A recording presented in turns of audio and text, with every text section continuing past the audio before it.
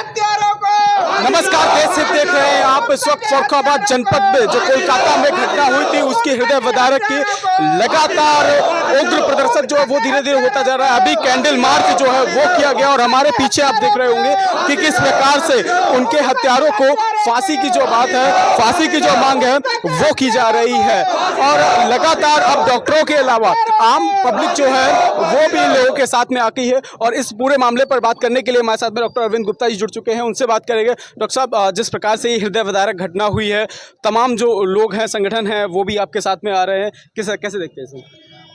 सीधी सी बात यह है कि हमारी जिस बेटी के ऊपर ये अमानवीय कृत्य हुआ और एक अपराध नहीं है, अपराध की हमारी जो संविधान है उसमें ऐसे अपराधों का जिक्र नहीं है, ये ऐसा जघन्य अपराध है। इसके लिए इन लोगों को दंड भी संविधान के हिसाब से नहीं मिलना चाहिए कि उन्हें आपने फांसी दे दी या आपने उन्हें जो आजीवन कारावास दे दिया।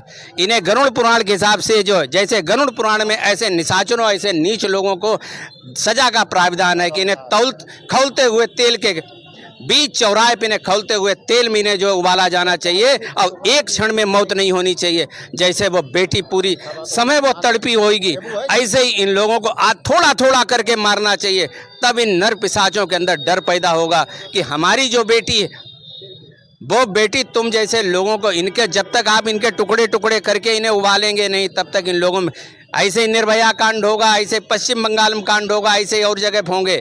अब सबसे बड़ी दिक्कत है, लेकिन अब ऐसा नहीं होगा। अब अगर जरूरत पड़ी तो हर आम जनमानस, पश्चिम बंगाल की घटना है लेकिन आज फर्रुखाबाद उत्तर प्रदेश में यहाँ पर भी उबाल आ रहा है। आप निश्चित मान के चलिए कि इस उबाल को कोई नज़रअंदाज नहीं कर सकता।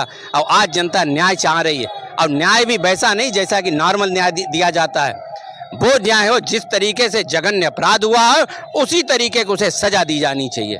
बिल्कुल निश्चित तौर पर जिस प्रकार से बातें की जा रही हैं, साफ तौर पर कहना है कि अब कानून की तौर पर, कानूनी तौर पर, संविधान के तौर पर ये सजाएं जो हैं वो नहीं दी जानी चाहिए। संविधान तोड़कर ये जो सजाएं हैं वो मिलनी चाहिए और जघन्य अपराध के लिए सजा भी जघन्य होनी चाहिए। महिलाएं भी साथ में हैं, उनका और रुख कर लेते हैं, उनसे और बात कर लेते हैं कि किस प्रकार से देखते हैं अगर आपको दंड देने का अवसर मिले, किस प्रकार से क्या दंड होगा?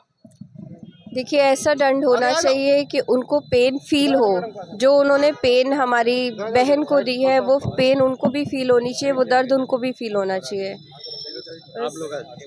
बिल्कुल इस प्रकार। अम्मा, क्या दंड होना चाहिए, किस प्रकार की सजा मिलनी चाहिए? सब मिलके उसे खूब कुछ जैसे सब लोग उसने सब लोगों ने उसके साथ किया, ऐसे उसके साथ भी खूब फांसी लगा दो बस।